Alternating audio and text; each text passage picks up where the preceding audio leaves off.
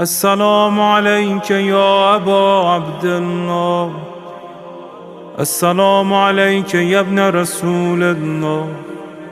السلام عليك يا خيرة الله وابن خيرته.